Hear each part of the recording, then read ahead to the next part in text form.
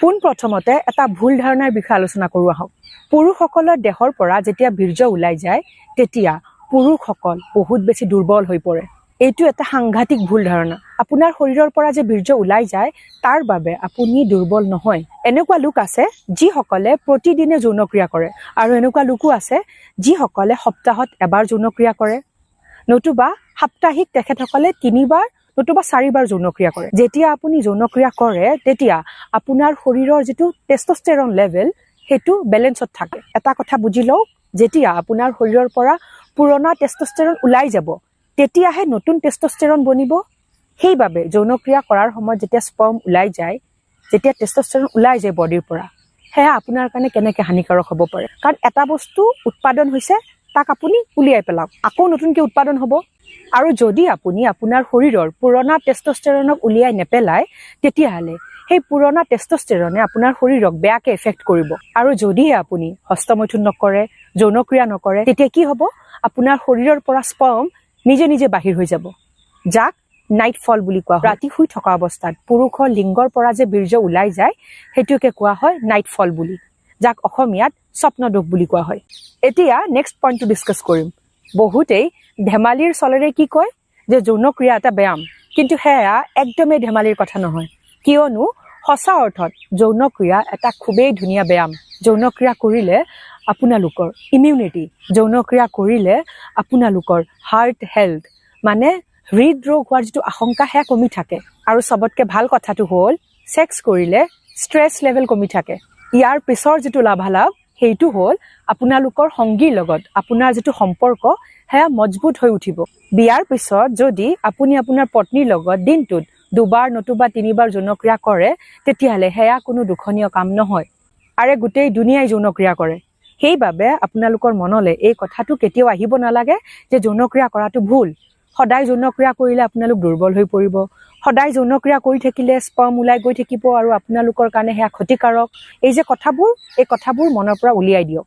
আৰু ইতিমধ্যে সদায় যৌনক্ৰিয়া কৰাটো শৰীৰৰ বাবে কিমান লাভদায়ক সেয়া প্ৰমাণিত হৈছে। সদায় যৌনক্ৰিয়া কৰাটো কোনো ধৰণৰ সমস্যাৰ বিষয় নহয়। সমস্যাৰ বিষয় কি জানে?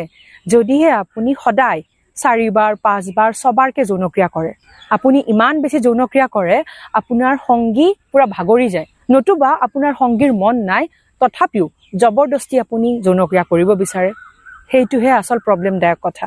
সেইটো আচলতে ভুল কথা। সংগীয়ে যেতিয়ালৈকে নিজে ইচ্ছা নকৰে তেতিয়ালৈকে আপোনালোকে জবৰদস্তি যৌনক্ৰিয়া কৰাটো উচিত নহয়, কোনো পধ্যে উচিত নহয়। ইয়াৰ পিছৰ ভুল কথাটো হ'ল আপুনি ইমান বেছি যৌনক্ৰিয়া কৰে আপুনি লিমিট পাহৰি যায়, এডিকশ্যন হৈ গৈছে আপোনাৰ।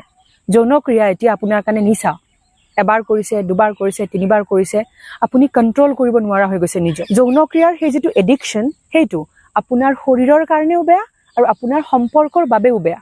ইয়াৰ পিছৰ ভুলটো যিটো পুৰুষসকলে প্ৰায় কৰিব বিচাৰে সেয়া হ'ল ফেটিছ নাইবা ফেণ্টেচিজ। মানে আপোনাৰ কিবা এটা বহুত ভাল লাগে, কিবা এটা বস্তু বহুত ধুনীয়া দেখিছে, মানে ভৰিখন খুব ভাল লাগে, নাইবা ছোৱালীৰ চুলি ভাল পায়, নতুবা এনেকুৱা এটা ফেণ্টেচি আছে যিটো আপুনি চিনেমাত দেখিছে যে হিৰোই এনেকৈ কৰিছে হিৰোইনৰ লগত।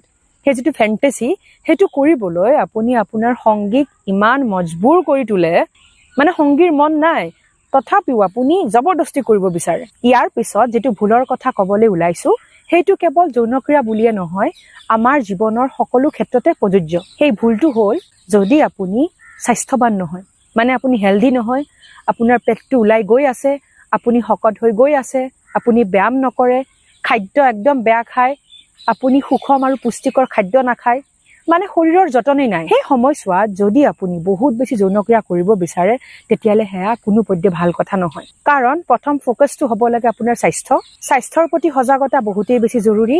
যদি আপুনি এজন স্বাস্থ্যৱান পুৰুষ, আপুনি সদায় ব্যায়াম কৰে, আপুনি পুষ্টিকৰ সুষম আহাৰ খায়, সদায় আপুনি যৌনক্ৰিয়া কৰে, আপুনি নিজৰ সংগীক সুখী ৰাখে, তেতিয়াহ'লে সদায় যৌনক্ৰিয়া কৰাটো কোনো ভুল নাইবা অপৰাধ নহয়, কোনো বেয়া কাম নহয়। সদায় যৌনক্ৰিয়া কৰাৰ ক্ষেত্ৰত কি ভাল কি বেয়া সেয়া ইতিমধ্যে আপোনালোকে বুজি উঠিছে। তেন্তে আজিলৈ আহিছোঁ, এটা নতুন ভিডিঅ'লৈ আপোনালোকৰ মাজলৈ পুনৰ আহিম। Stay happy and stay healthy. Love you all.